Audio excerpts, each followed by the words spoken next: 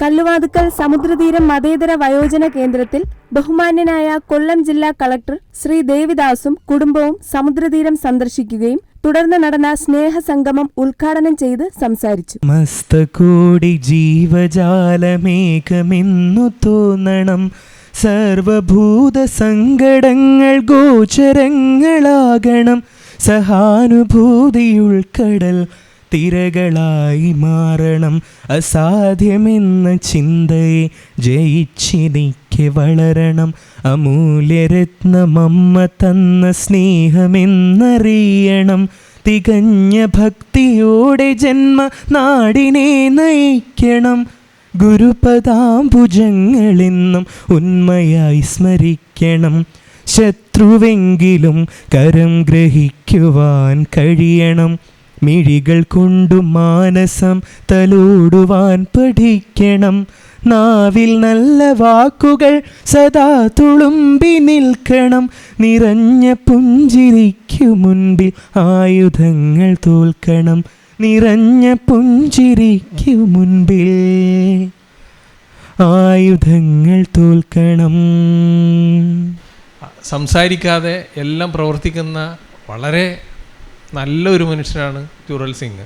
അദ്ദേഹം അധികം സംസാരിക്കുകയൊന്നും ചെയ്യില്ല. കാരണം വളർന്നു വന്ന സാഹചര്യമൊക്കെ നേരത്തെ വിശദീകരിച്ച പോലെ ഏറ്റവും കടുത്ത യാഥാർത്ഥ്യങ്ങളും ജീവിത പരീക്ഷണങ്ങളും ഒക്കെ കഴിഞ്ഞ് ആ അമ്മയോടൊപ്പം ജീവിതം കെട്ടിപ്പടുക്കാനുള്ള ആ വലിയ പോരാട്ടത്തിൽ വിജയിച്ച് നിൽക്കുന്ന ആ ഒരു മനുഷ്യൻ്റെ പ്രയത്നത്തിൻ്റെ ഫലമാണ് ഇവിടെ ഇന്നിപ്പോൾ നിങ്ങളെല്ലാവരും വളരെ സന്തോഷത്തോടെ കഴിയുന്ന ഈ സമുദ്രതീരമെന്ന ഈ സമാധാന ഇടം. ഉത്രാടപ്പൂനിലാവേ വാ, മുറ്റത്തെ പൂക്കളത്തിൽ വാടിയ പൂവണികൾ ഇത്തിരി പാൽ ചുരത്താൻ വാ വാ വാ.